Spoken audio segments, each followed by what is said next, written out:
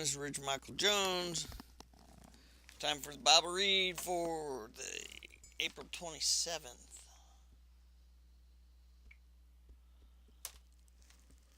How are you all doing? Judges 7, chapter 7. So Jerubbaal, that is Gideon, and his army got up early and went as far as the spring of Harod. The armies of Midian were camped north of them in the valley near the hill of Moreh. The Lord said to Gideon, "You have too many warriors with you. If you let all of you fight the Midianites, and the Israelites will boast to me that they saved themselves by their own strength. Therefore tell the people, whoever is timid or afraid may leave this mountain and go home." So 22,000 of them went home, leaving only 10,000 who were willing to fight. But the Lord told Gideon, "There are still too many. Bring them down to the spring, and I will test them to determine who will go and you who will not." When Gideon took his warriors down to the water, the Lord told him, "Divide the men into two groups. In one group put all those who cup water in their hands and lap it up with their tongues like dogs. In the other group put all those who kneel down and drink with their mouths in the stream." Only 300 of the men drank from their hands. All the others got down on their knees and drank from the mouths in the stream. The Lord told Gideon, "With these 300 men I will rescue you and give you victory over the Midianites. Send all the others home." So Gideon collected the previous provisions and ram's horn of the other warriors and sent them home, but he kept the 300 men with him. The Midianite camp was in the valley just below Gideon. That night the Lord said, "Get up, go down into Midianite camp, and I have given you victory over them. But if you are afraid to attack, go down to the camp with your servant Purah. Listen to what the Midianites are saying, and you will be greatly encouraged. Then you will be eager to attack." So Gideon took Purah and went down to the edge of the enemy camp. The armies of Midian, Amalek, and the people of the east had settled in the valley like a swarm of locusts. Their camels were like grains of sand on the seashore, too many to count. Gideon crept up just as a man was telling his companion about a dream. A man said, "I had this dream, and in my dream a loaf of barley bread came tumbling down into the Midianite camp. It hit a tent, turned it over, and knocked it flat." His companion answered, "Your dream can mean only one thing. God has given Gideon, son of Josh, the Israelite, victory over Midian and all its allies." When Gideon heard the dream and its interpretation, he bowed and worshipped before the Lord. Then he returned to the Israelite camp and shouted, "Get up, for the Lord has given you victory over the Midianite hordes." He divided the 300 men into 3 groups and gave each man a ram's horn and a clay jar with a torch in it. And then he said to them, "Keep your eyes on me. When I come to the edge of the camp, do just as I do. As soon as I and those with me blow the ram's horns, blow your horns too, all around the entire camp, and shout for the Lord and for Gideon." It was just after midnight. After the changing of the guards, Gideon and the 100 men with him reached the edge of the Midianite camp. Suddenly they blew the ram's horn and broke their clay jars. Then all 3 groups blew their horns and broke their jars. They held the blazing torches in their left hands and the horns in their right hands, and they all shouted, "A sword for the Lord and for Gideon." Each man stood at his position around the camp and watched as all the Midianites rushed around in a panic, shouting as they ran to escape. When the 300 Israelites blew their ram's horn, the Lord caused the warriors in the camp to fight against each other with their swords. Are you serious? Those who were not killed fled to places as far away as Bethshittah near Zerah and to the border of Abel Melah near Tabbath. Then Gideon sent for the warriors of Naphtali, Asher, and Manasseh, who joined in chasing the army of Midian. Gideon also sent messengers throughout the hill country to Ephraim, saying, "Come down to attack the Midianites, cut them off at the shallow crossing of the Jordan River at Beth Barah." So all the men of Ephraim did as they were told. They captured Oreb and Zeb, the two Midianite commanders, killing Oreb at the rock of Oreb and Zeb at the winepress of Zeb. And they continued to chase the Midianites. Afterwards, the Israelites brought the heads of the Oreb and Zeb to Gideon, who was by the Jordan River. Then the people of Ephraim asked Gideon, "Why have you treated us this way? Why didn't you send for us when you first went out to fight the Midianites?" And they argued heatedly with Gideon. But Gideon replied, "What have I accomplished compared to you? Aren't even the leftover grapes of Ephraim's harvest better than the entire crop of my little clan of Abzir? God gave you victory over Oreb and Zeb and commanders of the Midianite army. What have I accomplished compared to that?" When the men of Ephraim heard Gideon's answer, their anger subsided. Gideon then crossed the Jordan River with his 300 men, and though exhausted, they continued to chase the enemy.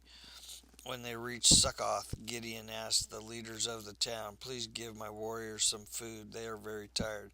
I am chasing Zebah and Zalmunna, the kings of Midian." But the officials of Succoth replied, "Catch Zebah and Zalmunna first, and then we will feed your army." So Gideon said, "After the Lord gives me victory over Zebah and Zalmunna, I will return and tear your flesh with the thorns and briars from the wilderness." From there, Gideon went up to the Peniel and again asked for food, but he got the same answer. So he said to the people of Peniel, "After I return in victory, I will tear down this tower." By this time, Zebah and Zalmunna were in Karkor with 15,000 warriors. All that remained of the allied armies of the east, for 120,000 had already been killed. Gideon circled around by the caravan route east of Noba and Jogbeh, taking the Midianite army by surprise. Zebah and Zalmunna, the two Midianite kings, fled, but Gideon chased them down and captured all their warriors. After this, Gideon returned from the battle by the way of Harris Pass. There he captured a young man from Succoth and demanded that he write down the names of all the 77 officials and elders in the town. Gideon then returned to Succoth and said to the leaders, "Here are Zebah and Zalmunna. When we were here before, you taunted me, saying, 'Catch Zebah and Zalmunna first, and then we will feed your exhausted army.'" Then Gideon took the elders of the town and taught them a lesson, punishing them with thorns and briars from the wilderness. He also tore down the tower of Peniel and killed all the men in the town. Yeah. Uh, the second read is in Luke. Thank God for Jesus. Luke 23. Oh yeah. Then Pilate called together the leading priests and the other religious leaders along with the people and announced his verdict. "You brought this man to me, accusing him of leading a revolt. I have examined him thoroughly on this point in your presence and find him innocent." Herod came to the same conclusion and sent him back to us. "Nothing this man has done calls for the death penalty, so I will have him flogged and then I will release him." Then a mighty roar rose from the crowd, and with one voice they shouted, "Kill him and release Barabbas to us." In an insurrection in Jerusalem against the government for the murder, Pilate argued with them because he wanted to release Jesus, but they kept shouting, "Crucify him! Crucify him!" For the third time he demanded, "Why? What crime has he committed? I have found no reason to sentence him to death. So I will have him flogged, and then I will release him." But the mob shouted louder and louder, demanding that Jesus be crucified, and their voices prevailed.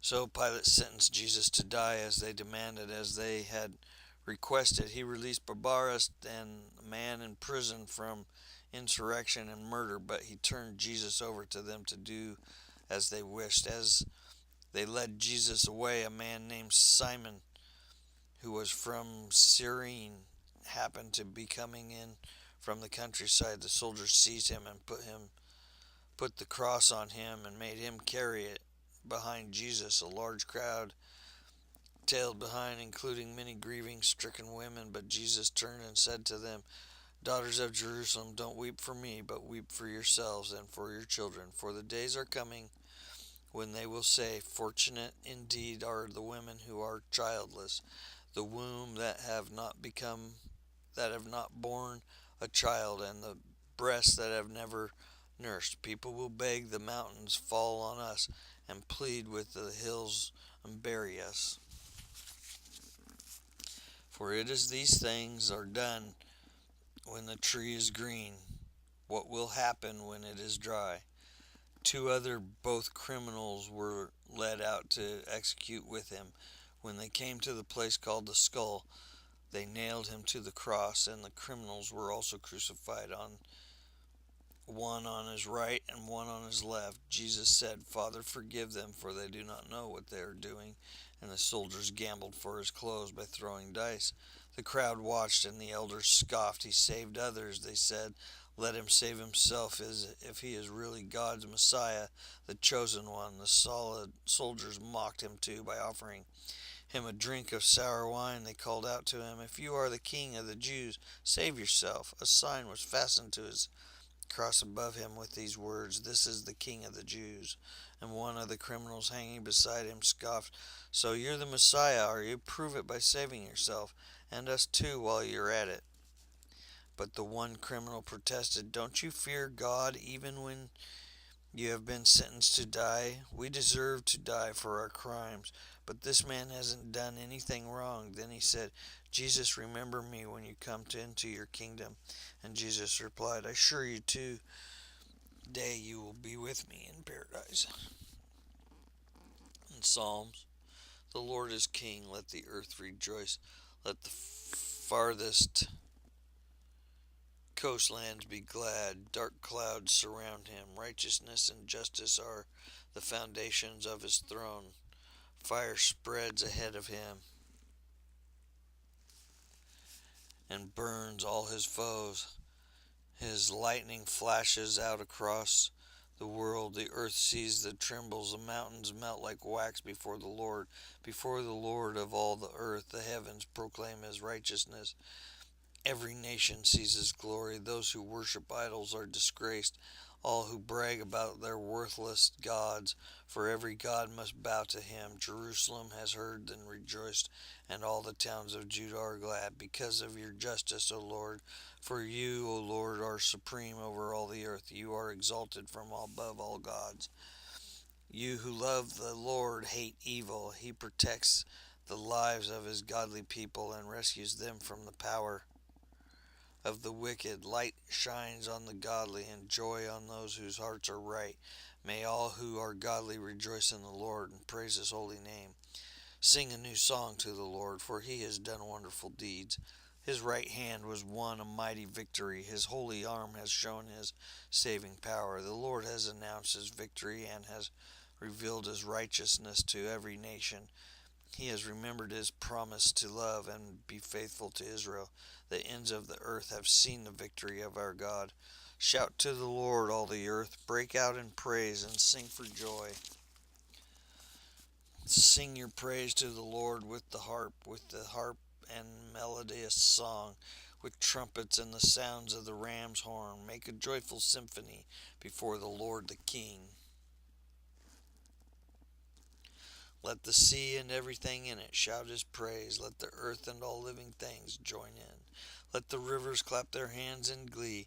Let the hills sing out their songs of joy before the Lord. For the Lord is coming to judge the earth. He will judge the world with justice and the nations with fairness. Proverbs. Stay away from fools, for you won't find knowledge on their lips.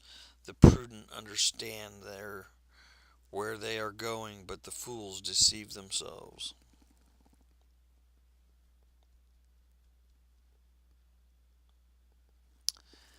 Amen and God bless.